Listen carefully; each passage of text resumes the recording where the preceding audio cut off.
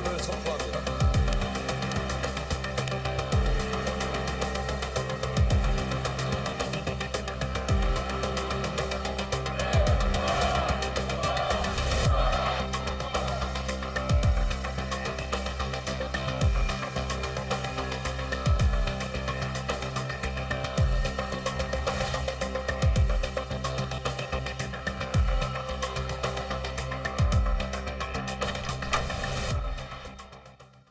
탄핵 정국이 계속되고 있습니다.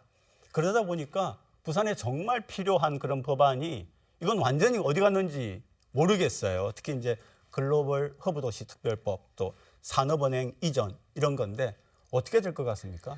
중앙 정치의 환경을 떠나서 지금 부산 같은 경우에는 지역이 이제 생존하기 위한 아주 중요한 법안들 그리고 사업들을 국회에 이제 승인을 하고 국회 협조를 구하고 있던 찰나에 이런 탄핵 정국을 맞아서 지금 아주 큰 충격을 지금 받고 있는 그런 상황인데, 글로벌 허브 도시 특별법 같은 경우에는 지역의 18명의 이제 국회의원들, 여야를 떠나서 국회의원들이 참여해서 여야 협치 1호 법안으로 지금 국회에 올렸는데, 행정안전위원회에 지금 계류 중인 상황에서 탄핵 국면 때문에 얼마나 많은 시일이 더 걸릴지 장담할 수 없는 상황이고, 산업은행 본사 이전을 위해서는 이제 산업은행법에 이제 본사를 서울에 둔다는 규정을 없애거나 수정을 해야 되는데, 그게 이제 민주당 의원들께서 이제 지역구가 이제 수도권에 많다 보니까 이런 것들이 어려운 상황에 지내고 있던 찰나에 이렇게 또 이제 탄핵 국면을 맞게 되었습니다. 우리가 흔히 어떤 일이 처리되는 기간을 이야기할 때 연내 처리되느냐 이런 거 많이 하잖아요. 어떻게 보십니까? 제가 얘기하기는 좀 그렇고. 지금 글로벌 허브 도시 특별법 같은 경우는 유학생 비자 문제를 포함을 해서 이제 또 우리가 대기업 유치를 하기 위한 특례 조항과 그 산업 개발에 굉장히 필수적인 사안이었습니다만, 사실상 수도권 중심 이기주의라든지 또 균형 발전을 좀 저해하는 이런 정쟁에서는 이 부산에 좀 특별하게 몰리는 산업에 대해서 좀 반대 의견이 많았습니다. 그런 상황에서 이 윤 대통령의 비상계엄 상황이 펼쳐졌습니다. 부산에 대한 공약이 굉장히 많았던 정부이기도 합니다. 그러다 보니 오히려 이 비상계엄과 함께 더욱더 낙인이 찍혀서 이 산업들에 대해서 오히려 훨씬 부정적인 효과가 나올 것으로 예측이 됩니다. 부산하면은 또 중요한 두 이슈가 바로 에어 부산하고 가덕도 신공항인데요. 두 분이 하나씩 나눠가지고 어떻게 지금 되고 있는지 이야기를 좀 해주시죠. 에어부산 같은 경우는 사실은 산업은행의 이제 채권 이슈가 있고, 이제 나머지는 대한항공의 의지 문제라고 봐야 합니다. 대한항공이 통합 LCC 차원에서 진에어와 에어부산, 에어서울을 통합을 시킬 것이냐, 아니면 부산의 이 에어부산이 독립법인이든 분리 매각을 할 수 있게끔 해줄 것이냐는 결국은 대한항공과의 소통 문제로 이루어집니다. 상대가 기업인 만큼 대통령실에서의 회유나 권유가 있었다면 조금은 달라질 수 있었겠으나 결국은 지금은 불가능한 상황이 되었기 때문에 부산시가 이제 상의와 함께 대한항공과 소통하고 협상해야 하는 그런 상황에 놓여져 있는 것입니다. 에어부산에 비해서 이제 가덕도 신공항 같은 경우에는 활발하게 지금 진행돼 가고 있는 것 같습니다.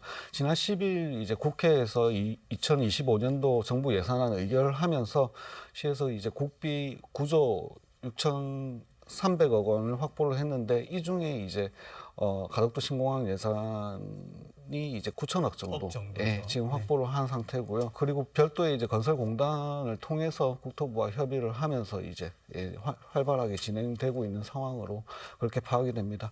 탄핵 정국이다 보니까 우리 부산 경제도 타격이 좀 심할 것 같은데요. 사실 탄핵 때문이 아니라 부산의 경제는 좀 지속적으로 정체 중인 상황입니다. GRDP만 기준으로 말씀을 좀 드리면 부산은 계속해서 6위권 정도에서 머물고 있는 상황입니다. 그 부분을 조금 더 이해를 하려면 우리가 지금 고물가, 그리고 고금리, 고유가, 고환율, 이 모든 부분에 부산은 좀 경제적으로 취약한 산업 구조를 가지고 있기 때문입니다. 그래서 산업은행을 유치하려고 하는 것이고, 글로벌 허브 도시 특별법을 통해서 여러 가지 경제적인 틀을 변화시키는 데 집중을 하고자 했던 것입니다. 간단하게 예를 좀 들어드리면, 부산은 원자재를 수입 가공해서 수출하는 제조업이나 중소강소기업이 많은 편입니다. 결국은 고환율의 영향을 받을 수밖에 없고요.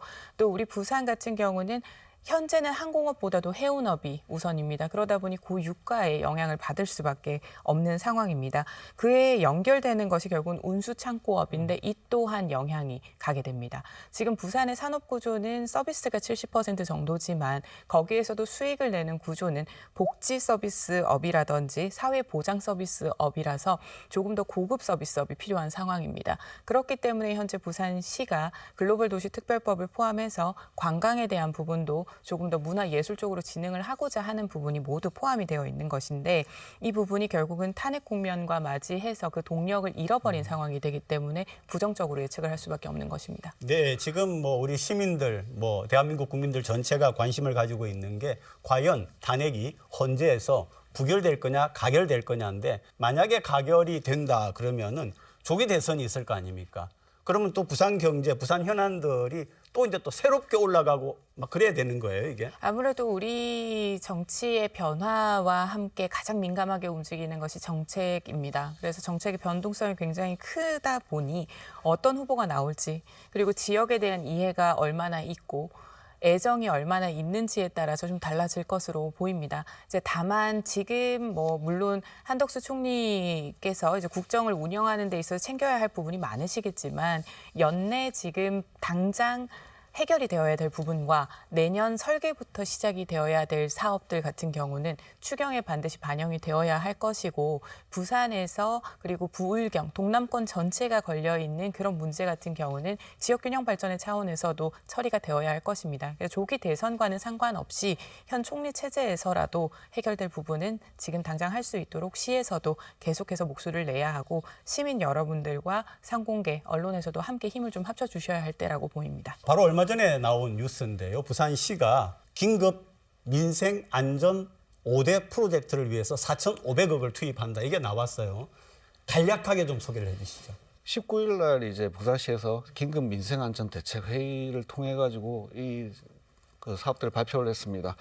구체적인 사업을 보면 4,500억의 예산을 투입을 해서 동백전이 환급 환도를 이제 그 한시적으로 조금 높여주고 그리고 수상공인 정책 자금을 2천억을 조기에 이제 예산을 그 집행을 하겠다. 예, 그런 얘기를 했고 그리고 관광자원 사업 시행을 통해 가지고 부산을 찾는 외국 관광객들에 대한 할인 프로모션 이런 것들 진행하겠다 했고 그리고 공공요금을 이제 동결을 통해 가지고 민생을 이렇게 안정시키겠다고 얘기를 했습니다. 실효성은 어떻게 보세요?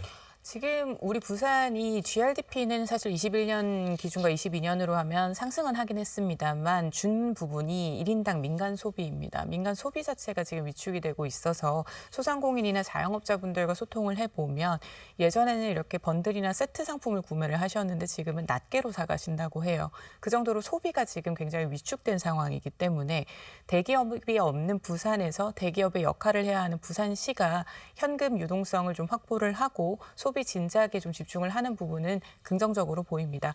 그렇기 때문에 바로 지난 목요일에 있었던 영도 남항시장을 시장님과 의장님 그리고 상임 회장님께서 방문을 해서 이제 선결제 시스템을 이제 시작을 하게 된 부분도 굉장히 긍정적으로 보입니다만 보다 우리 내수 소비가 좀 진작을 할 수 있는 정책으로 좀 집중을 하고 또 가장 필요한 취약계층에 대한 복지를 좀 더 강화하는 부분이 필요할 것으로 보입니다.